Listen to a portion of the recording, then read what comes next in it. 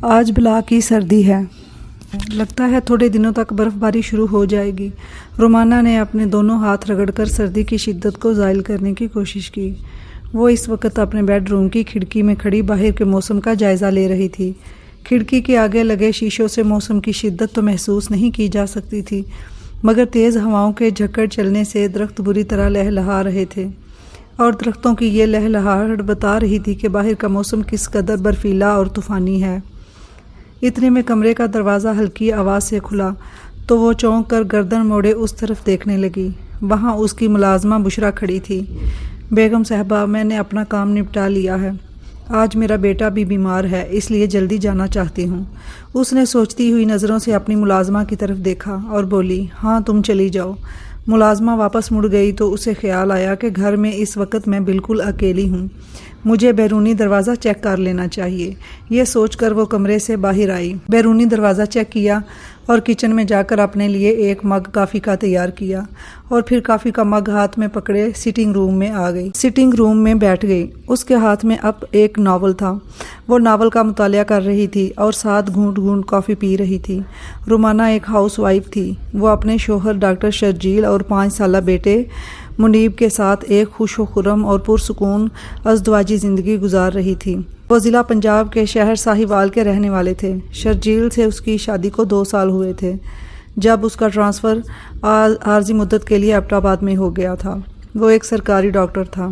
اس نے اپنا اثر و رسوخ استعمال کرتے ہوئے تبادلہ رکوانے کی بجائے ایبٹ آباد جیسے خوبصورت اور دلکش قدرتی مناظر سے مالا مال علاقے میں زندگی کے چند سال رومانہ جیسی خوبصورت اور پرکشش بیوی کے ساتھ گزارنا زیادہ بہتر سمجھا۔ اس وقت ان کا بیٹا منیب 3 سال کا تھا۔ یہاں کی خوشگوار آب و ہوا نے رومانہ پر بہت اچھا اثر ڈالا تھا۔ وہ پہلے سے بھی زیادہ پرکشش اور خوبصورت ہو گئی تھی۔ منیب 4 سال کا ہوا تو شرجیل اور رومانہ نے اسے ایک مقامی اسکول میں داخل کروا دیا، جو پیدل چلتے ہوئے بھی 15-20 منٹ کی مسافت پر تھا۔ شرجیل اسے صبح اسکول چھوڑ کر آنے کے بعد ہاسپٹل جانے کی تیاری کرتا، جبکہ واپسی پر اسے ملازمہ لے آتی۔ اگر ملازمہ چھٹی پر ہوتی یا اپنے ٹائم سے پہلے چھٹی کر جاتی تو منیب کو اسکول سے لانے کا کام رومانہ کو کرنا پڑتا تھا۔ اس خوبصورت ہل اسٹیشن پر آنے کے بعد جہاں رومانہ میں بہت سی ظاہری تبدیلیاں پیدا ہوئیں، وہاں کچھ باطنی تغیر بھی رونما ہوا۔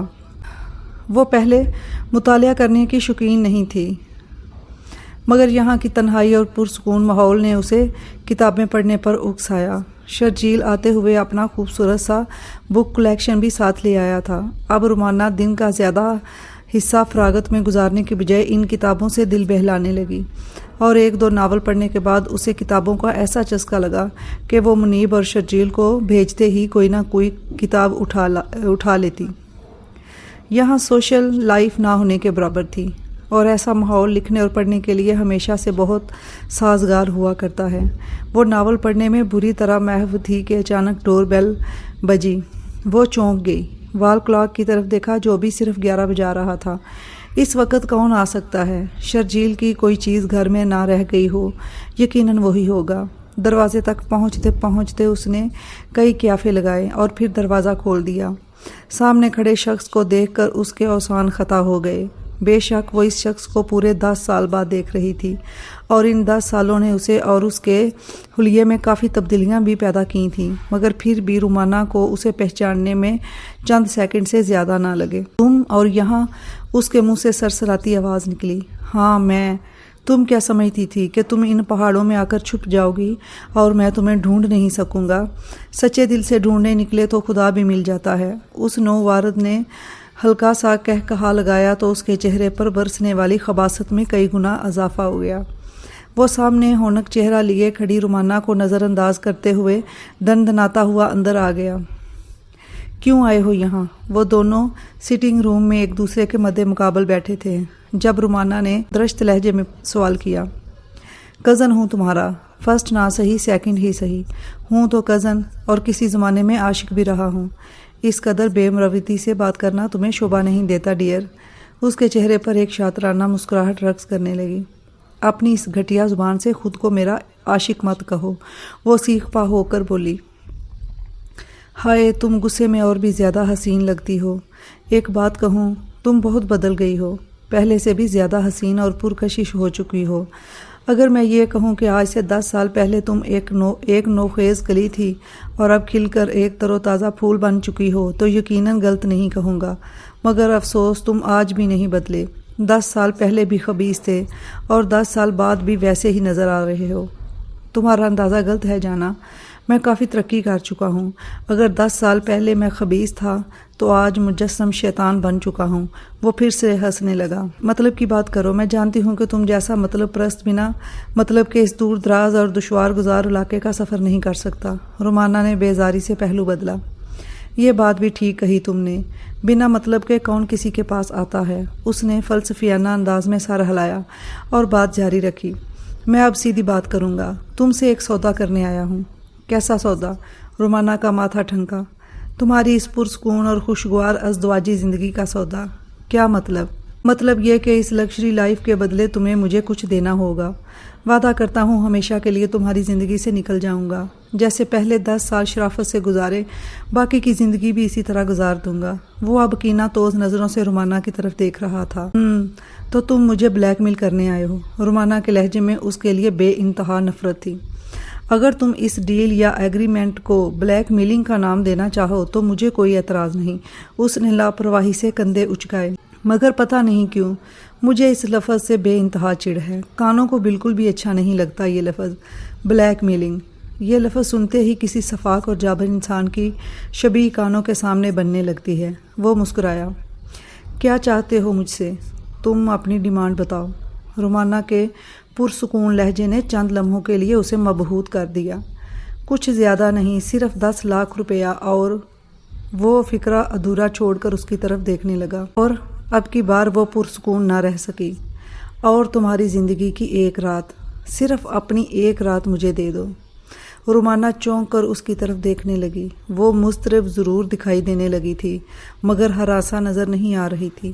اب تو وہ بھی اس کے مضبوط اعصاب کا قائل ہو گیا۔ اگر میں تمہاری شرائط ماننے سے انکار کر دوں تو؟ رومانہ خود پر قابو رکھنے کے باوجود بھی اپنی آواز کے ارتعاش پر قابو نہ پا سکی تھی۔ تو میں تمہارے لڑکپن کی عمر میں لکھے ہوئے وہ سارے عشقیہ خطوط جو تم میرے نام لکھتی رہی تھی تمہارے شوہر کے حوالے کر دوں گا۔ اور تم ابھی تک مجھ سے محبت کرتی ہو، مجھے بھلا نہیں سکی، اس بات کا یقین دلانا میرے لیے کوئی مشکل کام نہیں ہوگا۔ اس کا لہجہ اب شفاف ہو چکا تھا۔ تم سے محبت کرنا اور تمہیں وہ عشقیہ خطوط لکھنا میری نو عمری کی نادانی تھی۔ 16-17 سال کی عمر میں ایسی نادانیاں اکثر لڑکیاں کر جاتی ہیں، اس نے ٹھہرے ہوئے لہجے میں جواب دیا۔ متفق ہوں، یہ عمر ہی ایسی ہوتی ہے، انسان عقل کی بجائے جذبات سے سوچتا ہے۔ مگر ان میں سے اکثر لڑکیوں کے عاشق بزدل اور شریف ہوتے ہیں جو عشق میں ناکام ہونے کے باوجود ان کی زندگیوں میں دوبارہ کبھی دخل اندازی نہیں کرتے۔ اور میں نہ تو بزدل ہوں اور نہ ہی شریف۔ وہ 10 سال پرانے خطوط تم نے ابھی تک سنبھال کر رکھے ہوئے ہیں، یقین نہیں آتا، وہ بے یقینی سے بولی۔ اس کی بات سن کر وہ مسکرایا اور اپنی جیکٹ کی اندرونی جیب سے ایک بڑے سائز کا خاکی لفافہ باہر نکالا۔ لفافے کو میز پر الٹ دیا۔ اس میں سے بے شمار کاغذ کے ٹکڑے نکل کر میز پر بکھر گئے۔ تمہاری محبت کی حسین یادگاروں کو سینے سے لگا کر رکھا ہوا ہے۔ رومانہ نے ہاتھ بڑھا کر کاغذ کا ایک ٹکڑا اٹھانا چاہا تو اس نے جھپٹ کر پھر سے وہ سارے کاغذات اکٹھے کیے اور لفافے میں واپس ڈالے۔ لفافہ جیکٹ کی اندرونی جیب میں رکھا۔ انہیں پڑھنے کا حق صرف تمہارے شوہر کو ہے، تمہیں نہیں۔ میں 10 لاکھ کیش تمہیں کہاں سے دے سکتی ہوں بلا؟ میرا شوہر ایک سرکاری ڈاکٹر ہے، اور سرکاری ڈاکٹر کی تنخواہ کتنی ہوتی ہے تم اندازہ لگا سکتے ہو۔ سرکاری ڈاکٹر کی تنخواہ بہت زیادہ نہیں ہوتی، جانتا ہوں، مگر تمہارا شوہر ایک کھاتے پیتے آسودہ حال گھرانے سے تعلق رکھتا ہے، اس کا فیملی بیک گراؤنڈ کافی مضبوط ہے۔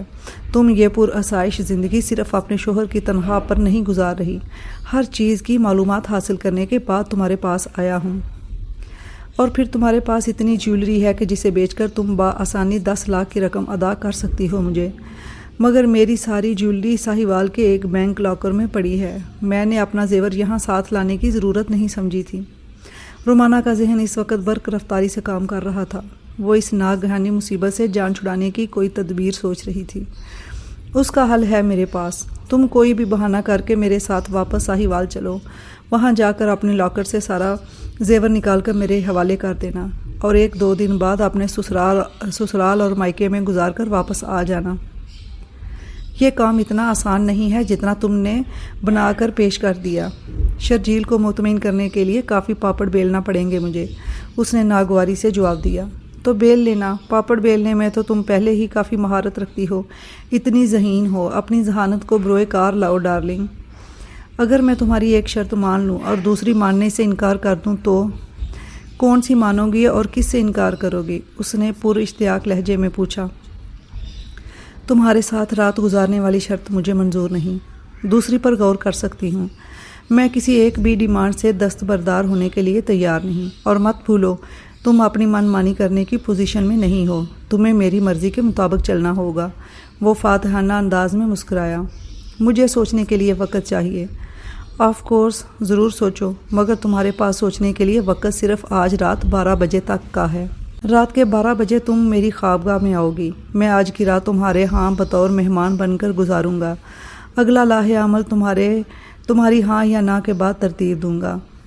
اسی وقت ڈور بیل بجی۔ رومانہ یوں اچھلی جیسے اس کے پاؤں پر کسی بچھو نے ڈنگ مار دیا ہو۔ اس کے چہرے کی رنگت پیلی پڑ گئی تھی۔ وہ خوف زدہ نگاہوں سے بیرونی دروازے کی طرف دیکھنے لگی۔